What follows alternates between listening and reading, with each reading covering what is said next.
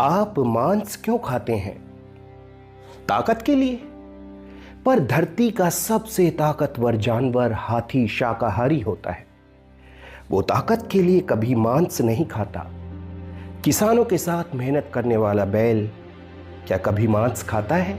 Horse power का इस्तेमाल किसी भी मशीन की शक्ति मापने के लिए किया जाता है। क्या घोड़ा कभी मांस खाता है? फिर यह कैसे कहा जा सकता है कि मांस खाने से ताकत मिलती है? क्या आप मांस जीभ के स्वाद के लिए खाते हैं? मांस में कैसा स्वाद होता है? सारा स्वाद उसमें पड़े बहुउपयोगी मसालों के कारण होता है। अगर वही मसाले इस्तेमाल किए जाएं तो बैंगन और आलू की सब्जी में भी वही स्वाद आएगा। क्या आप मांस विटामिन्स के लिए खाते हैं? अरे भाई, हरी पत्तेदार सब्जियों और सूखे मेवों में मांस से कहीं ज्यादा प्रोटीन, विटामिन्स और पोषक तत्व होते हैं। तो फिर मांस क्यों खाएं? असल में प्रकृति ने न तो हमारे दांतों को मांस चबाने के लिए बनाया है और ना ही हमारी आंतों को पचाने के लिए। मानव शरीर मूलतः शाकाहार के लिए बनाया गया है।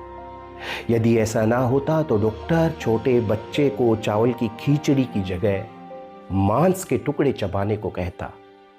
इसका मतलब ये हुआ कि मनुष्य स्वाभाविक मांसाहारी नहीं है। फिर हमें जीभ से खून क्यों चाटना पड़ता है? चिकित्सा विज्ञान कहता है कि मांस खाने से पाचन क्रिया खराब होती है, मानसिक रोग होता है जिससे अनेक रोग हो सकते हैं, और अध्यात्म कहता है कि मांस खाने से मनुष्य में काम, क्रोध, मद, ईर्ष्या आदि दुर्गुण प्रबल होते हैं तथा राक्षसी प्रवृत्तियां बढ़ती हैं। कहा जाता है कि मनुष्य बंदरों से विकसित हुआ है, लेकिन बंदर तो आज भी शाकाहारी हैं। विकास की इस यात्रा में बंदरों से मनुष्य तक कौन जानता है कि मनुष्य पशु कैसे बन गया?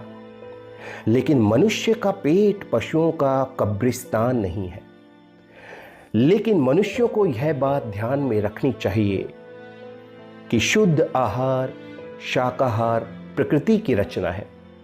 जो पशु होठों से पानी पीता है वह शाकाहारी होना चाहिए। इसलिए दोस्तों, शाकाहारी बनो।